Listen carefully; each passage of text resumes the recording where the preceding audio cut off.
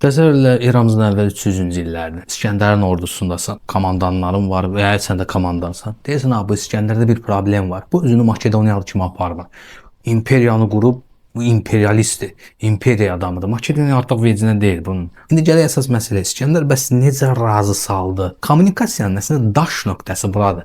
Buradan başlayır. O orada nə dedi? O böhranı necə idarə elədi? Biz İskəndərin çıxışına baxanda, açıq İskəndərin çıxışından danışmaq istəmirəm, uzundur. Siz özünüz axtarıb tapa bilərsiniz. Əsas məqamlara vurğu edirəm ki, o çıxışda nə var idi ki, insanların beynini dəyişdi. O çıxışda bəzi məqamlar var. Əsas 3 məqam var. Çıxışın başlanğıcı, ortası və sonu. İlk iki hissədə, yəni başlanğıcda və ortada İskəndər daha çox ego bəsləyir. Orduda olanları, komandanları, digərlərinin egosunu bəsləyir. Burada nələr deyir? Deyir, siz kim olmusunuz ki? Siz kasıb bir təbəqə idiniz. Mən sizi Makedoniyadan çıxardım, Asiyaya gətirdim. Siz imperiya qurdunuz. İmperiyanın sahibisiz. Asiyanı idarə edənlərsiniz. Mən olmasaydım siz indi Makedoniyadaydınız. Sərvətləriniz var, torpaqlarınız var. Hər şeyə sahibsiniz. Bir dönün baxın.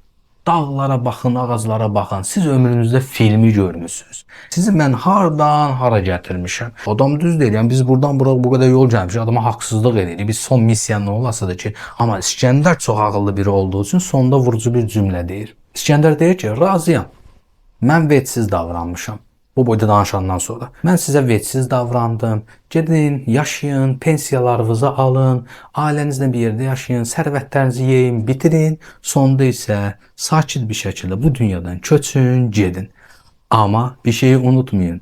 Sizin zəfərləriniz, tarixi qələbələriniz, pullarınız, var dövlətiniz sonunda itib gedəcək. Amma itməyən bir şey olacaq.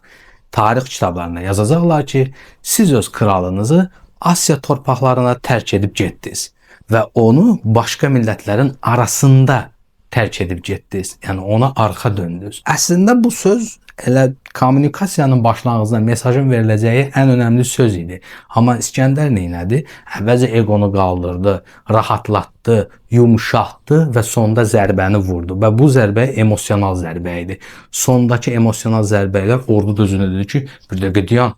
Adam düz deyir. Biz hardan hara gəlmişik və biz bu boyda kralı Asiyada, bu ofisdə, bu dağlarda tək mi qoyub gedəcəyik? Bizə deməzlərmi? Utan, ayıb olsun sizə. Tarix bizə pis baxmazmı? Və bu istər-istəməz nə oldu? Ego qalxıb, yumşalma var və o egoya bir düşmən çıxdı orada. Siz kralı tərk etdiniz. Artıq bu zəiflikdir. O ego düşdü.